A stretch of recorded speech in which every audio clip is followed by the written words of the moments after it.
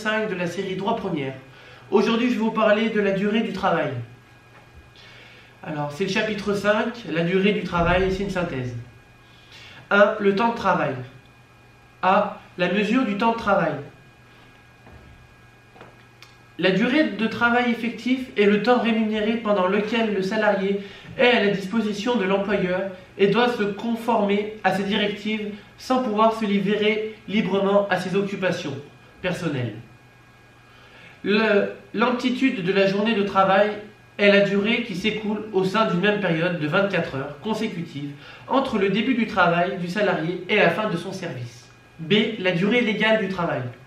La durée légale de travail est de 35 heures par semaine, mais le salarié peut travailler plus s'il fait des heures supplémentaires ou moins s'il travaille à temps partiel.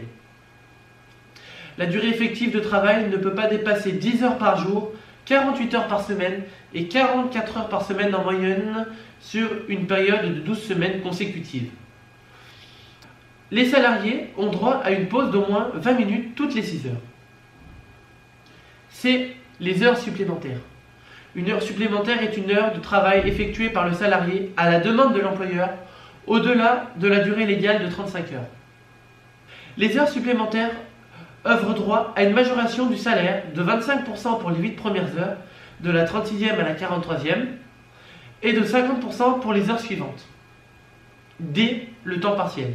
Un salarié à temps partiel est un salarié dont le contrat prévoit une durée de travail inférieure à la durée légale, de 35 heures. 2. Les temps de repos. Les salariés bénéficient d'un repos quotidien d'une durée minimale de 11 heures consécutives. Par ailleurs, ils ne doivent pas travailler plus de 6 jours par semaine et bénéficient donc d'une journée de repos hebdomadaire, généralement le dimanche. 3. Les congés.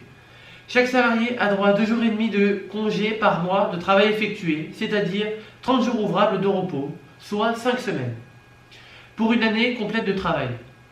Sont considérés comme jours ouvrables tous les jours de la semaine, excepté les jours de repos hebdomadaires légaux, le dimanche, et les jours fériés. L'employeur fixe la période ordinaire des congés dans l'entreprise. Il doit cependant accorder 4 semaines à ses salariés entre le 1er mai et le 31 octobre. La 5e semaine peut être placée quand l'employeur le souhaite dans l'année.